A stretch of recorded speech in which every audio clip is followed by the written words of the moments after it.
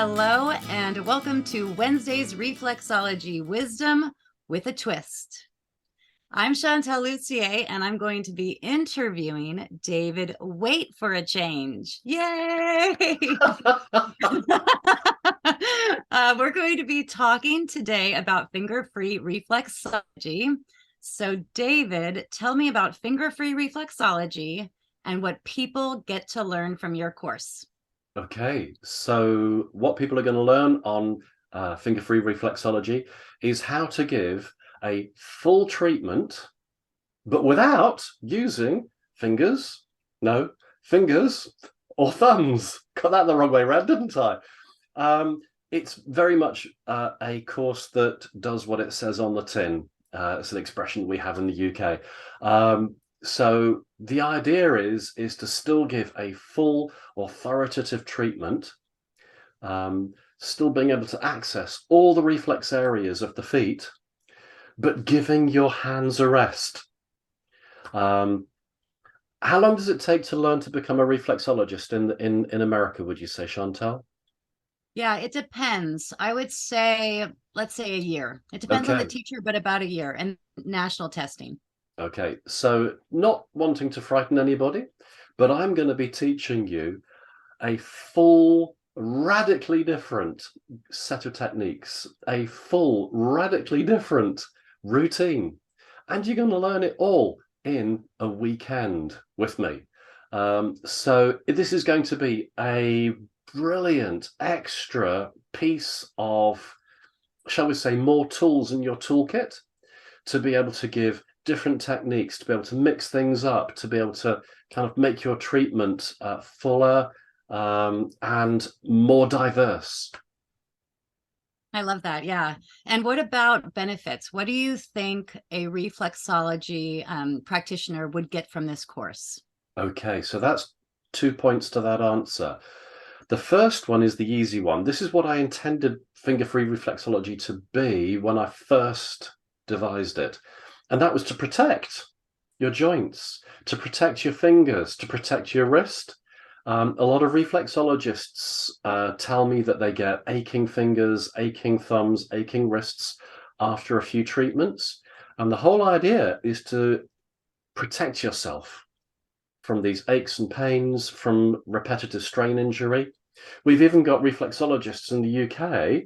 They're developing osteoarthritis in their fingers and thumb joints because of the repetitive motion of doing reflexology and its wear and tear. So this is going to give you the non-articulating joints to work with. That's what you're going to be learning in finger-free reflexology. And being as they're non-articulating, in other words, they're not moving joints, you can't strain them. So that's the first bit. So it's protection for the reflexologist. The second side is that I found out that, in fact, my clients, and I've had this from countless reflexologists that I've taught, they've all been saying, hey, my clients prefer these techniques. They find them really deep. They find them authoritative. The clients feel like they've had a wonderful reflexology treatment. And also, just to, I don't know, it's just come into my mind. There was a reflexologist that I taught. She'd been a reflexologist for decades. And she was receiving reflexology in one of the classes. And she said, this is amazing. This is just like having reflexology for the first time all over again. She said she could feel these waves of energy washing over her. And this is what I'm hearing again and again and again from people that I'm training, that it's giving them their reflexology back. And so it's a wonderful, wonderful, wonderful thing to learn. And I just really look forward to teaching it. I love it. I feel so blessed because, well, one, I know you. That's a blessing. But Oh, thank also you. I know your work. I've been able to take an online class, but I really want to meet you in person. I really want to feel it for myself. I really want to be able to do hands-on. When and where can I do this? Where can I learn Okay. finger free, David Wayte? Now, before I just answer that, you've just said something very interesting. You want to feel it.